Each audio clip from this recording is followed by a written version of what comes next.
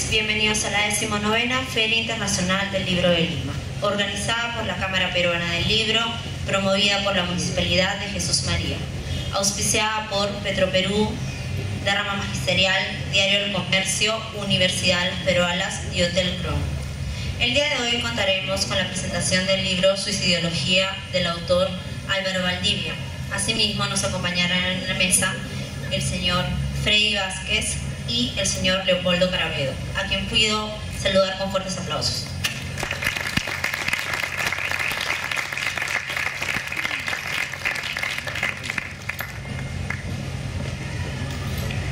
Buenas tardes, en nombre de la Universidad Peruana de Ciencias Aplicadas les damos también la bienvenida a la presentación de este libro. Como ya les comentamos, vamos a empezar con los comentarios del doctor Freddy Vázquez. Quien es médico psiquiatra con 32 años de experiencia, cuenta con estudios de maestría en medicina y es fundador y presidente ejecutivo de la Sociedad Peruana de Prevención del Suicidio. Además, es profesor asociado de psiquiatría de la Universidad Peruana Cayetano Heredia y jefe del programa de prevención del suicidio del Instituto Nacional de Salud Mental. Adicionalmente, es vicepresidente de la Red Mundial de Suicidología. Dentro de sus publicaciones se encuentra la Guía Nacional de Prevención del Suicidio. Ha colaborado además con capítulos en 3 libros de psiquiatría. Uno de ellos es de la Universidad de Oslo y con cerca de 100 artículos relacionados con estos temas. Nuestro siguiente comentarista es el doctor Leopoldo Carabedo Molinari, psicólogo clínico, psicoterapeuta y psicoanalista. Es magíster en estudios teóricos de psicoanálisis en la Universidad Católica. Es también psicodramatista y profesor universitario. Se desempeña como director de Felizmente Seguros y director de investigación del Centro de Psicoterapia Psicoanalítica de Lima. También es autor de la guía para el diseño e implementación de programas de prevención y tratamiento en drogodependencias para adolescentes, publicado por DeVida, y coautor del libro Alternativas a la Asistencia Psiquiátrica. Finalmente, tendremos las palabras del autor, Álvaro Valdivia Pareja, quien es magíster en salud pública en la especialidad de promoción de la salud mental y prevención del suicidio por el Karolinska Institut de Estocolmo, Suecia. Asimismo, es licenciado en psicología, psicoterapeuta racional, emotivo, conductual y cognitivo, y psicoterapeuta avanzado por el Albert Ellis Institute de Nueva York. Se ha desempeñado como psicoterapeuta en las prestigiosas clínicas locales. Actualmente es docente de la Universidad Peruana de Ciencias Aplicadas, Universidad Ricardo Palma y de la Universidad Continental de Huancayo.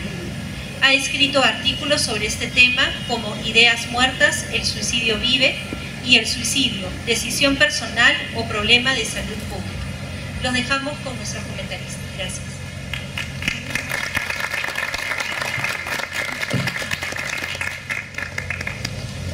Muy buenas tardes. Un agradecimiento a la señorita Lea Castillo, a los representantes de la UPC. Un saludo especial para el doctor Leopoldo y al autor magíster Álvaro Valdivia. Por supuesto, para el gentil público que nos está escuchando. Bueno, leer el libro Suicidología, Prevención, Tratamiento Psicológico e Investigación de Procesos Suicidas en el Perú, escrito por el distinguido doctor y magíster Álvaro Pareja, es todo un placer para quienes nos dedicamos a este campo. Puede ver que él ha dejado de lado el estigma, o quiere dejar de lado ese estigma que desgraciadamente cada vez se hace más pronunciado, pero que debemos que retirar, porque también cada vez más gente se quita la vida. Él lo señala en una de sus páginas, y solo con mencionar que desde los tiempos bíblicos de Saúl hasta la historia peruana, como por ejemplo José María Arguedas o la Dalina, ¿no?, que si alguna vez hubieran recibido un tratamiento adecuado, como lo menciona Álvaro, hubiera sido diferente. Entonces él divide en 3 partes su libro y que están muy bien correlacionadas. En la primera parte podemos revisar unos conceptos de suicidología muy claros, que no tienen lugar a confusión. Queda bastante claro cuando él menciona, retrotrae a autores como Beck y otros para poder ordenar en la mente de cada uno qué es lo que quiere enfocar. Ese es el mérito que tiene Álvaro, de poder, con su glosario y sus términos muy precisos. Además, alude a el hecho de que en el Perú no se han hecho muchas investigaciones en el campo de este quehacer. Tiene razón en parte, y es también porque a veces no se publica o no se indexa en las páginas respectivas, pero no le falta razón a Álvaro cuando menciona algunos trabajos y otros que dejaron de ser publicados. Me estaba escapando mencionar que Álvaro menciona que hablar de suicidio es algo oscuro, y leía por ahí en el libro de Psiquiatras y Locos del historiador Ruiz Ceballos, que hasta el amauta José Carlos Mariátegui se refería al desdén con que trata el peruano al suicida. Decía que en una carrera del hipódromo más interesaba si ganaba o perdía el caballo que alguien que se mató en ese momento por haber perdido una apuesta, ¿no? Que al parecer eso lo coloca en sus 7 ensayos. Pero bueno, siguiendo con lo que estábamos diciendo, Álvaro nos permite en su libro leer con claridad qué nos puede servir para hacer un programa de prevención. Eso creo que tiene bastante mérito. Es decir, qué áreas son las que tenemos que incidir para poder prevenir esta situación, que en gran parte tiene lugar a la prevención y evitar lamentarse luego.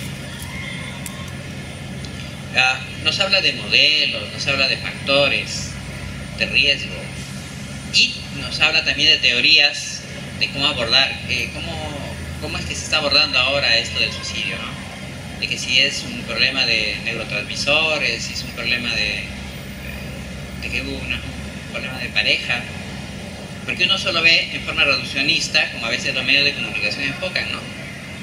Peleaba con pareja y se mató, pero es más complejo. Él por acá habla de la multicausalidad. Entonces sí, claro, peleó con su pareja, pero esta persona tenía una propensión porque antes ya había hecho un intento, porque tenía depresión, o porque abusaba de sustancias, o porque tenía problemas de personalidad, etcétera, ¿no? Entonces, en su libro Álvaro menciona esta clase de factores y empieza a tocar incluso lo que estamos viendo, y desgraciadamente tenemos mucho en el Perú, los fenómenos dobles o triples. Es decir, hombre que mata a su mujer y mata a sus hijos, ¿no? Y se mata a sí mismo, ¿no? Es decir, un homicidio, filicidio, suicidio.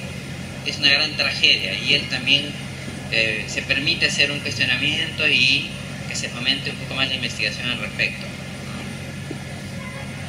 Luego nos habla del tratamiento y nos da unos tips interesantes, resume cómo se puede abordar esto, cuándo hay que manejar ambulatoriamente, cuándo hay que hacerlo de manera hospitalaria y cuándo utilizar medicamentos, y le da mucho énfasis a los gatekeepers, es decir, personas que han estado cerca del suicida, en este caso suicida frustro, y cómo trabajar con ellos para entrenarlos y que nos ayuden a ser coterapeutas, es decir, aquellos que nos ayuden en la casa a controlar a que no se pueda reincidir en la conducta suicida. Y nos habla de lo que a veces hacemos énfasis, que sería la técnica de solución de conflictos. Nosotros decimos, si una persona se quiere quitar la vida porque no resolvió un problema y se le da de alta sin que haya resuelto el problema, tiene el mismo riesgo, va a volver a reincidir. Entonces, por acá Álvaro dedica 2 páginas a menos a la terapia de solución de conflictos, y eso también está bastante bien. En algún momento él habla incluso de algunos íconos que tenía Lima, como el puente Villena de Miraflores, ¿no? Nosotros hemos tenido íconos como el Ministerio de Educación, el Centro Cívico, y el puente Villena. Él hace ahí un análisis en base a un trabajo que tuve la suerte de dirigir y que por suerte, si ustedes se dan cuenta, se presionó al alcalde del momento de Miraflores y se hizo el enmayado, como nos recomendó Beautrais, una autora que seguramente Álvaro conoce, a través de la doctora Wasserman, que seguramente es la maestra de Álvaro. Y ella nos recomendó hacer esto y presionamos al alcalde y desde el año 2007 se redujo dramáticamente. Fue porque ya había buenas experiencias en Australia y otros países. Él se pregunta ahí si es que ha dado resultados.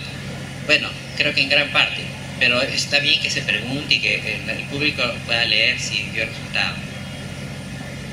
Luego nos habla de los procesos, o sea, ingresa a hablar de algo que creo que es muy importante, el aporte personal que él hace de su investigación con un enfoque existencialista, basándose en las vivencias de un psiquiatra austriaco que estuvo en los campos de Auschwitz de concentración y que creó la logoterapia, que es la tercera escuela más importante en Europa de psicoterapia. Entonces, él habla de que si uno no encuentra el vacío existencial o no lo llena, entonces puede llegar al aburrimiento y por esa vía llegar al suicidio.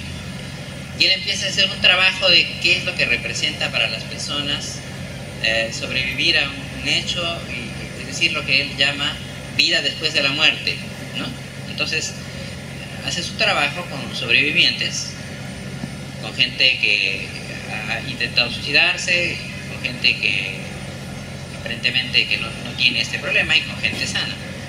Y empieza a comparar cómo es que tiene esta experiencia cada grupo y a la conclusión de que sí, pues en efecto, en el Perú no le damos importancia a preguntar al paciente qué significa su existencia, ¿no? Si encontró, si llenó ese vacío existencial y en base a eso poder hacer un programa preventivo. Entonces él hace un aporte que me imagino ya pasó por la rigurosidad de presentar como trabajo en tesis y creo que eso para él para nosotros es más importante probablemente que para él, ¿no? A pesar que él lo enarbola como una escuela que parece estar siguiéndola, ¿no? a lo largo de sus estudios.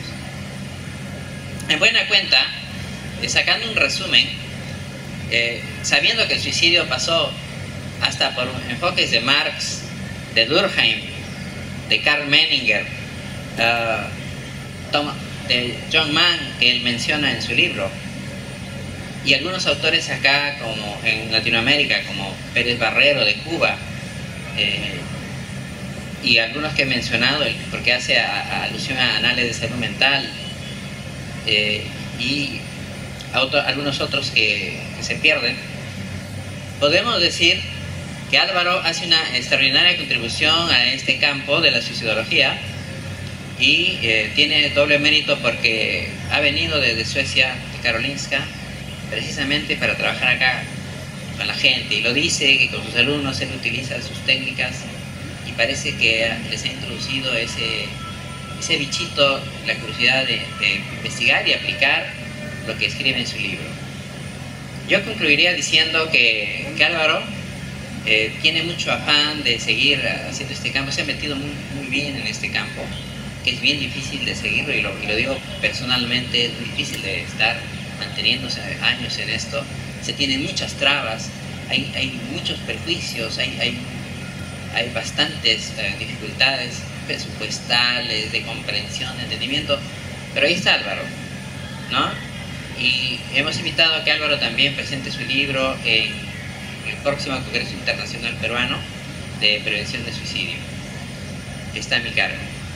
Yo agradezco muchísimo a los organizadores y felicito a Álvaro por la iniciativa de escribir un libro tan didáctico, tan ágil, ameno, y que yo lo he vaticinado, y parece que no me equivoqué, que por lo menos ya tiene 5 libros vendidos en solo cuando se abrió, se supo de que se estaba vendiendo.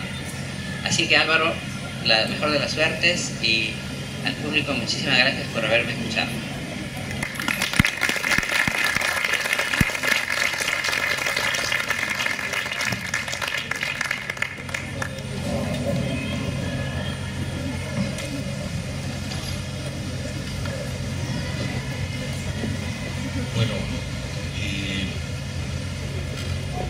mí es una emoción especial acompañar a Álvaro a la presentación de su libro, por muchísimas razones. Entre ellas que ha sido mi alumno, y ahora él me recordaba que no solamente ha sido mi alumno, yo soy su supervisor clínico y después fui su supervisor de la primera tesis y jurado también, ¿no? O sea que nuestra amistad ya tiene algún tiempo, y estaba recordando cuando él preparaba y me hablaba de su interés por ir a Suecia a hacer la especialidad, y me parecía bien interesante, ¿no? Y lo paradójico del asunto es que un título como el del libro Suicidología es un canto a la vida en realidad, ¿no?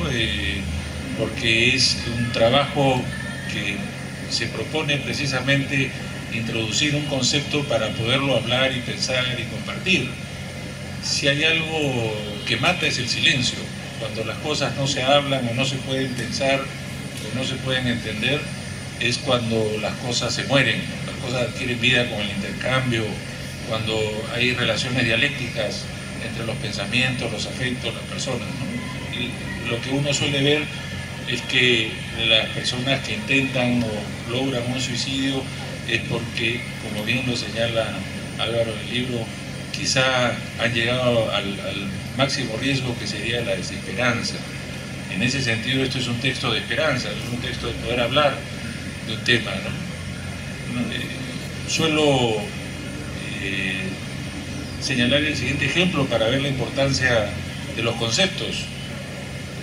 Cuando no existía el concepto de bacteria, las personas se morían por cualquier cosa, se morían en infecciones, incluso la idea de la asepsia médica no existía, porque no es que no existían las bacterias, no existía el concepto de las bacterias.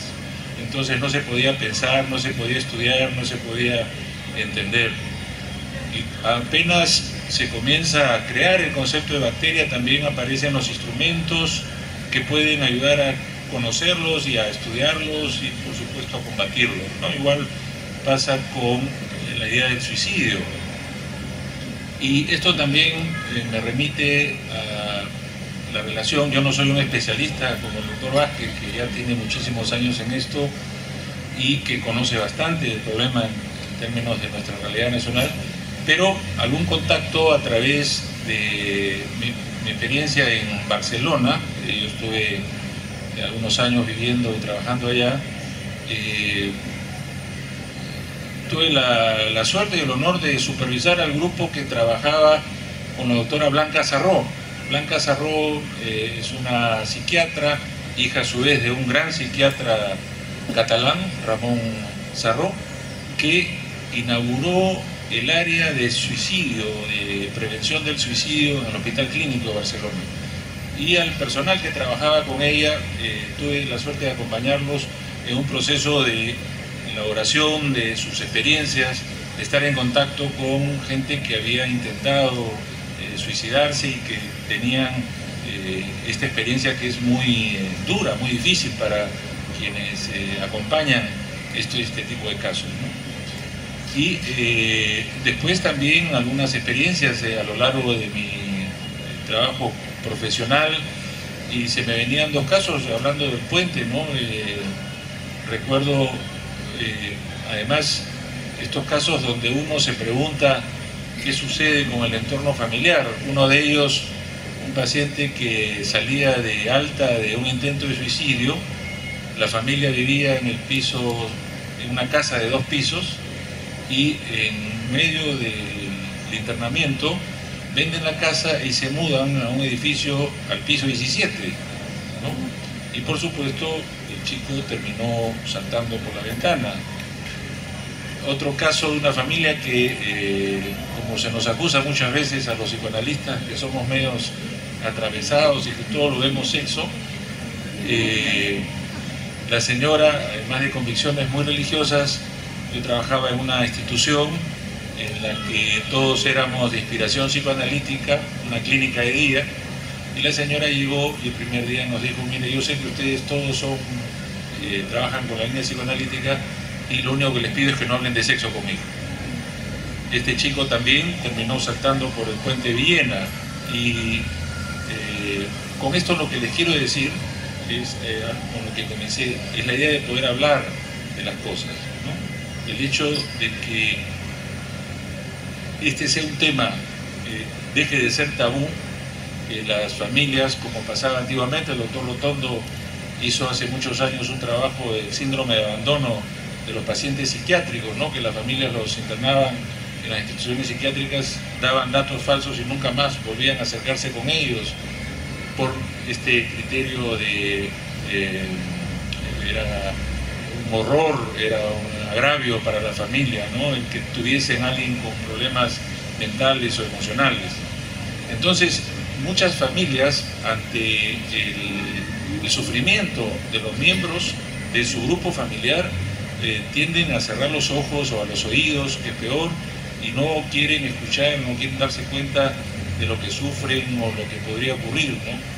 Vemos con muchísima frecuencia en los noticieros, cuando ha ocurrido alguno de estos sucesos, se les pregunta a los familiares, a los amigos, si se habían dado cuenta que el chico estaba deprimido. Como bien dice Álvaro acá en el texto, no necesariamente hay que estar deprimido para intentar suicidarse. Entonces la gente dice no, le parece extraño, porque quizás no han podido escuchar otros aspectos que sí son muy importantes leer, aunque no necesariamente con esto se pueda evitar del todo, ¿no? Porque hay casos en los que esto prácticamente es imposible. Ellos deben tener mucho más conocimiento que yo en este sentido, pero hay descritos casos donde han logrado su propósito a pesar de todos los esfuerzos que ha hecho el entorno. Pero lo que es cierto es que hay una necesidad de un trabajo del entorno social, del soporte social, que puede ayudar a sostener a estas personas, ¿no? Me decía hace poco alguien que había terminado una relación, que estaba en una depresión terrible, que por qué no se hacían espacios para los fines de semana, que parece que son terribles para los que acaban de perder una relación, una amistad, que están probablemente también sintiéndose muy solos, muy aislados, ¿no? Entonces crear estos lazos, estos vínculos que puedan servir de soporte afectivo y que puedan oponerse o lidiar contra la desesperanza, ¿no? La creación de las esperanzas, por lo menos crear la ilusión, como diría Winnicott, de que algo es posible más adelante, ¿no? Y creo que en este texto Álvaro hace esto es un texto que además, por otro lado, creo que sería bueno un texto para un curso al respecto, ¿no? En cualquier facultad, o que se pueda utilizar para, si es que no es un curso completo, por lo menos para una parte, ¿no? Porque hace una buena descripción teórica, conceptual, de investigación, una discusión sobre los métodos terapéuticos, ¿no? De acuerdo a lo que él conoce y él maneja, cuáles y por qué pueden ser utilizados, cuáles son más efectivos, en fin. Este es un capítulo, hecho de paso, que se podría conversar, se podría intercambiar puntos de vista con otras corrientes también, que sería bien interesante, pero en fin, ese sería motivo para seguir teniendo la posibilidad de discutir sobre el texto, para que lo lean. Yo creo que es un gran acierto apoyar este tipo de trabajos, porque ahora que venía hacia la feria se me vino al recuerdo, alguna vez leí un texto que en un país europeo la Sociedad Protectora de Animales tenía muchísimos más miembros, más o menos, para que ustedes se den cuenta, 120.000 miembros que eran de la Sociedad Protectora de Animales, frente a 8.000 que eran la Sociedad Protectora de la Infancia. Entonces, la actitud humana con los humanos también, este tipo de temas nos las trae a reflexión. Es decir, ¿qué hacemos entre nosotros? ¿Cómo convivimos? ¿No es cierto? ¿Cómo hacemos para que entre todos nosotros podamos construir vida, ¿no? Yo creo que ese es el gran reto que tenemos, cualquiera sea nuestra profesión, y los que estamos en el campo de la salud, con más razón, tenemos que trabajar y tenemos que tratar de apoyar, ¿no? Y esto es un buen texto para, como les decía al principio, es una paradoja, pero un concepto como el de la suicidología es una invitación a la vida, ¿no? Y en ese sentido me alegro, felicito a Álvaro por su esfuerzo como les decía, conozco su tenacidad y a la universidad por haber apoyado este proyecto, y a ustedes los invito a que lo lean, vale la pena. Es un libro de estos que no hay que leerlo así de pasadita, sino hay que tenerlo para volver de vez en cuando a los que están comenzando en estos campos de ayuda y de asistencia, volver a ellos, pensar cuando hayan situaciones que nos acerquen a este tema, de repente reflexionarlo, porque de lo que se trata no es de agotar el conocimiento, sino abrir puertas para seguirlo pensando. Yo creo que ese es el valor de un texto, y además, como creo firmemente, un texto es un regalo, y esto es un regalo para que ustedes se lo hagan y puedan estudiar, pensar el tema, que es muy importante. Muchas gracias.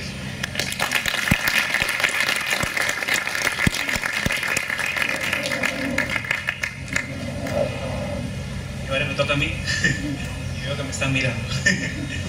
Bueno, lo primero que quiero hacer es, por supuesto, agradecer a Freddy y a Leopoldo, porque no solamente son personas que saben muchísimo del tema, sino que además son personas que conozco por diferentes razones y en diferentes tiempos, que tienen no solamente el conocimiento, sino que además tienen también esta disposición de poder de alguna forma dar a conocer estos temas y conversarlos, ¿no?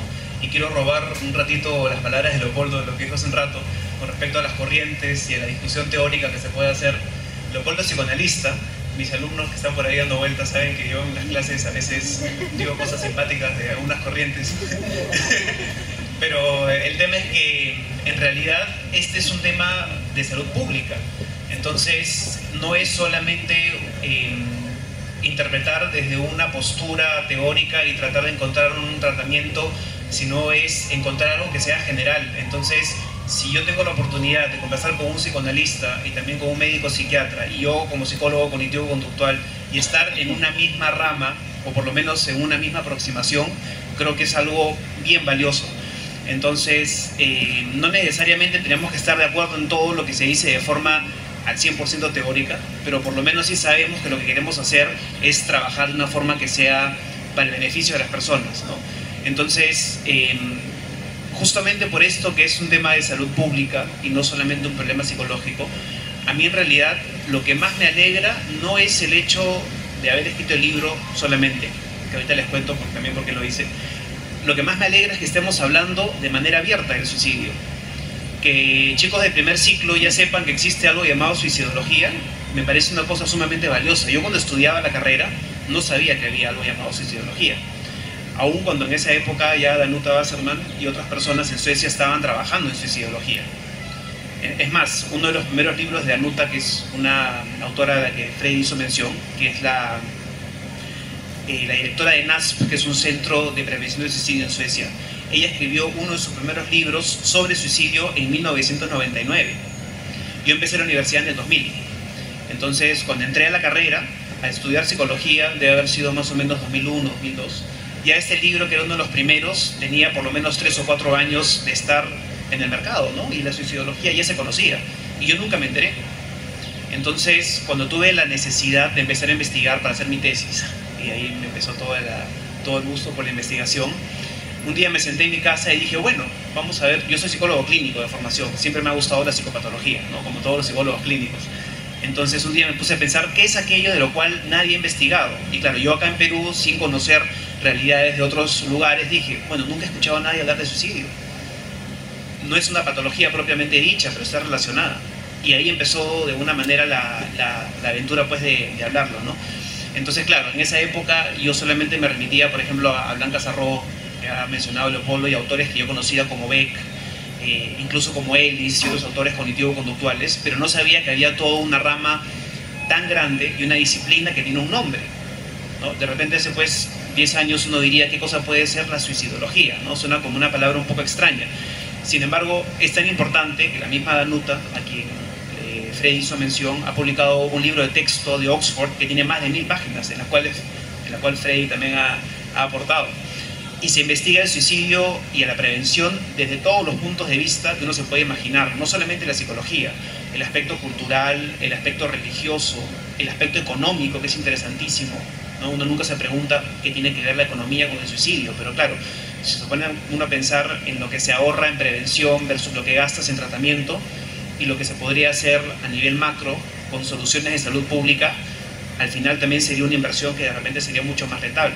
Entonces, creo que una de las cosas que más me alegra a mí es justamente eso, ¿no? Si, por ejemplo, en alguna clase un chico de mis alumnos del primer ciclo me decían, sí, de repente yo podría ser suicidólogo o suicidóloga, y eso me alegraba un montón porque yo decía, bueno, ya por lo menos lo conocen, más allá de qué tanto se pueda profundizar, ¿no? Ya no es solamente un tema raro o extraño, sino que más bien se puede decir. Y yo les quería contar una anécdota que a mí me contó una profesora sueca, que me marcó un montón, que le he contado en una de mis clases y también le he contado cuando he dictado los cursos de prevención. Esta es una, se los cuento rapidito, es bien corto pero es bien interesante. Una psiquiatra sueca que tuvo la formación en suicidología durante muchos años, hacía investigación también, y esta psiquiatra tenía una hija, creo que tendría pues unos 20 años de diferencia con ella, es decir, digamos, cuando esta señora tendría pues 40, la psiquiatra, su hija tendría 20 aproximadamente. El tema es que esta doctora decidió formarse en suicidología antes de tener a su hija. Y les cuento esto porque la razón por la cual lo estudió no tenía que ver con su hija. El tema es que su hija crece con un trastorno de personalidad bastante fuerte, que es el trastorno de personalidad borderline, que mucha gente lo conoce, con intentos de suicidio recurrentes, con autoagresiones y qué sé yo. Entonces, durante muchos años, ella trató de apoyarla como mamá, porque obviamente no era pues la profesional del caso. Y nos contó que su hija conoció a un policía y se casaron. Entonces, cuando se van de la casa, este policía, que ya conocía lo que le pasaba a la chica, se puso en un acuerdo con la mamá. Entonces dijeron, como ha tenido varios intentos de suicidio que han sido recurrentes, muy explosivos y conductas muy autoagresivas, saquemos las cosas que puedan ser herramientas, que es lo que se conoce como limitar acceso a armas, ¿no? Que son estrategias macro de la casa. O sea, que no tengas cuchillos en la cocina, que no tengas cosas que se puedan cortar. Y esta chica, que era muy manipuladora, cuando se dio cuenta de eso, empezó a manipular al esposo diciéndole cosas como que, por ejemplo, tú al hacer eso no me estás ayudando, me estás dando muestras que no confías en mí, entre otras cosas. El tema es que después de mucho tiempo, esta chica llegó a un acuerdo con su mamá, un acuerdo que suena un poco patológico, pero es cierto, ¿no? Entonces ella le dijo, ya mamá, para que estés tranquila, como ya no vivo contigo, a partir de hoy te voy a llamar todos los días en las noches, a la 1 de la madrugada, solamente para decirte que estoy viva todavía, para que se imaginen la cantidad de intentos de suicidio que había tenido. Entonces, durante varios años, el teléfono sonaba a la 1 de la madrugada, así religiosamente, ¿no? Todos los días. Hasta que un día el teléfono no sonó. Y ahí ya pues entendió que había habido un intento de suicidio y su hija murió. Entonces ella nos contó esto, no por esto que suena tan extraño, sino por lo que pasó después, que es lo importante. Después de muchos años que ella llevó su duelo y lo trabajó, y bueno, ya no sé si lo superó, pero por lo menos lo aceptó. Un día, en una reunión con otras personas de su grupo de investigación, todos metidos en suicidología o formados en suicidología, ella contó de manera abierta lo que había pasado, esperando, ¿no?, de repente algún comentario de un tipo X. Y nos contó que cuando ella dijo esto, toda la reunión desapareció. Es decir, las personas dejaron de hablarle, cambiaron el tema de conversación, no la miraban, no le hablaban.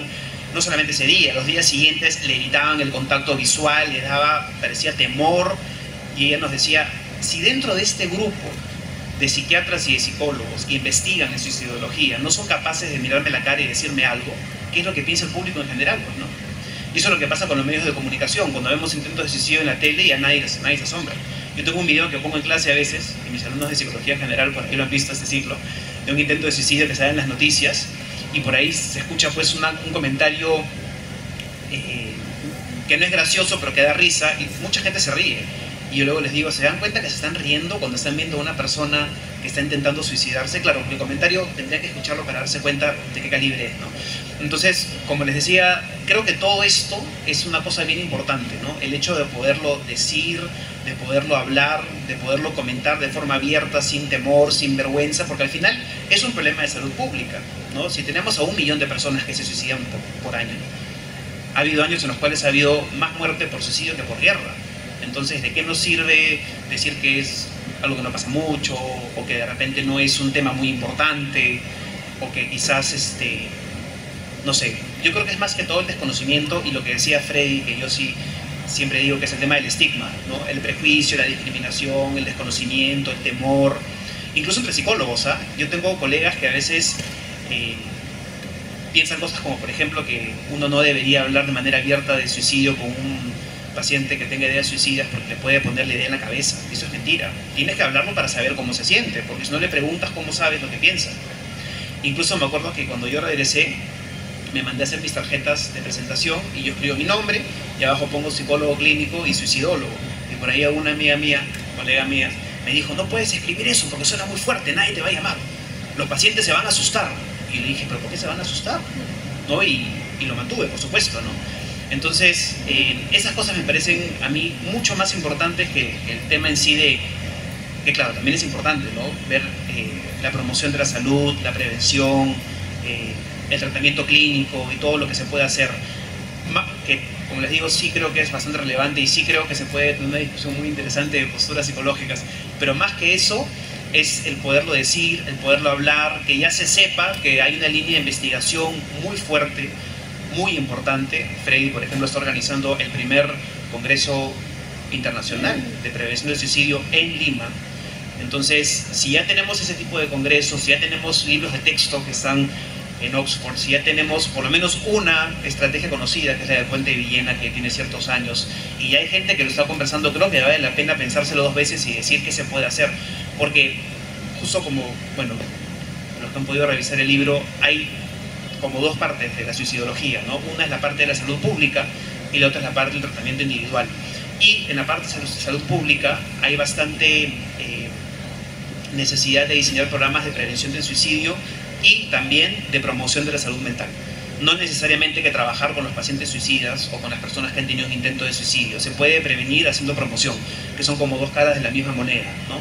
Claro, hay formas específicas de hacerlo para no hacer contagio psicológico, pero sí se puede hacer. Entonces, está la investigación, está la parte de salud pública, ¿no? El trabajo con los sobrevivientes y, por supuesto, la parte que más nos interesa a los psicólogos de consultorio, que es el tratamiento individual, que siempre tiene que incluir a la familia, ¿no? Entonces, todas estas cosas son importantes. Y lo que les decía al comienzo, que también creo que es interesante comentar, es que, bueno, es el primer libro que escribo, estoy bien contento de haberlo podido hacer. A mí siempre me gustó mucho la literatura. Yo iba a estudiar literatura, no iba a estudiar psicología, porque siempre escribí, toda mi vida me gustaba leer muchísimo, pero por razones del destino llegué a psicología y creo que fue la mejor opción que tuve, porque entre literatura y psicología estuvo el derecho por ahí tratando de conquistarme. Felizmente no lo hice porque hubiera sido un error terrible leer leyes todos los días, por lo menos a mí no me hubiera gustado. Y cuando empecé a estudiar psicología, y eso lo escribí, fue como mi catarsis en el prefacio del libro. Cuando empecé a estudiar psicología, por varias razones, ya de por sí yo siempre he sido bien ordenado, ¿no? Ya alguna gente me conoce, ¿no? Y controlador y qué sé yo. Entonces, por necesidad académica y hasta económica, siempre mantén tu beca. Entonces me empecé a meter mucho en el estudio, y mi vida personal en términos del arte o de la literatura desapareció por completo. Era estudia, examen, beca, así, durante años. Y un día dije, bueno, quiero empezar a escribir nuevamente lo que escribía antes, que eran poemas, novelas, nada que ver con la psicología. Y no podía, porque de alguna forma sentía que había perdido un poco como el empuje para hacerlo. Entonces dije, bueno, si no puedo empezar por literatura, empezaré por psicología. Entonces dije, bueno, vamos a ver qué pasa. Y por supuesto tuve mayor facilidad para que las ideas fluyan. Ahora ya tengo en mente un segundo libro que algún día quizás le comente a Magda y otras personas, para hacer una cosa bien interesante, porque me he dado cuenta que ya la capacidad no desapareció como yo había creído. Entonces eso me ha dado mucha alegría darme cuenta que puedo escribir nuevamente como antes, ¿no? Porque es importante, justo lo que decía Leopoldo, sí me gustó bastante esa frase de que el término suicidología es como una paradoja de la esperanza, porque uno cuando es psicólogo, y eso le digo también a mis alumnos, a veces cuando nos encanta la psicología, todo es psicología, y empezamos a interpretar y analizar y miles de cosas, y hay una vida afuera de la psicología, no todo es psicología, hay que saber separarlo. Entonces creo que una forma saludable, ahora que hablamos de promoción de la salud, de poderlo ver, es incorporar otras estrategias que de repente no sean terapéuticas específicamente, pero que sí puedan funcionar. Eso, y hacer un montón de investigación. A mí me encanta la investigación y siempre que he podido lo he dicho, y creo que, por ejemplo, la investigación cualitativa es algo que no sé por qué no es tan conocido acá. Yo creo que, bueno, de repente ahora último un poco más, pero yo cuando estaba haciendo la tesis, por ejemplo, nunca tuve ningún tipo de asesor que fuera cualitativo. Todo era estadística, SPSS y Kolmogorov, Smirnov y todas las cosas que todos conocemos. y nunca supe que había una forma de analizar los fenómenos psicológicos de manera subjetiva y personal. Por eso fue que hice la tesis de manera cualitativa, claro, con una población grande, que fue una especie de híbrido, pero por lo menos por ahí entré, ¿no? Y bueno, creo que eso es lo más importante. Muchas gracias por venir, estoy realmente muy contento, no pensé que iba a venir tanta gente. Y no sé, creo que eso es todo. Gracias.